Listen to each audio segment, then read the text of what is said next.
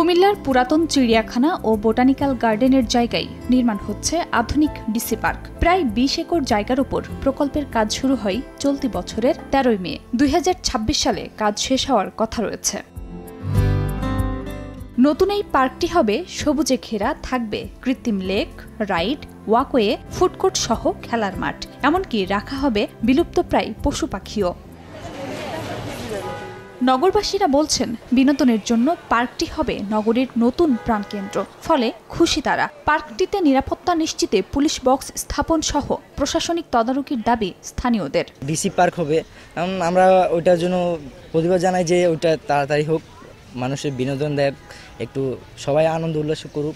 এটা যদি দূরত্ব হয় আমাদের জন্য ভালো হবে আর কি, ঘোরাফেরার জন্য ভালো একটা জায়গা হবে আর কি, বিনোদন কেন্দ্র একটা পাইবো আর কি। সবুজের সমারোহ ঘটবে, প্রচুর পরিমাণে একটি প্রাকৃতিক ভারসাম্য রক্ষা করবে এবং মানুষের বিনোদনের একটি জায়গা হবে। আগামী ৬ মাসের মধ্যে কাজ শেষ করে জনসাধারণের জন্য পার্কটি উন্মুক্ত করে দেয়া হবে বলে জানান জেলা প্রশাসক। জেলা পরিষদ কুমিল্লা সিটি কর্পোরেশন এবং জলবায়ু পরিবর্তন ট্রাস্ট বিসিসিটি, পরিবেশ ও জলবায়ু পরিবর্তন মন্ত্রণালয়ের তারা অর্থায়ন করেছে এবং এটির কার্যক্রম চলমান রয়েছে এবং এটি আশা করছি আগামী ৬ মাসের মধ্যেই পার্কটি আমরা জনগণের জন্য উন্মুক্ত করে দিতে পারবো। কুমিল্লাবাসী অন্তত একটি স্থান পাবে যেখানে তারা পরিবার নিয়ে তারা নির্মল একটি সময় অতিবাহিত করতে পারে।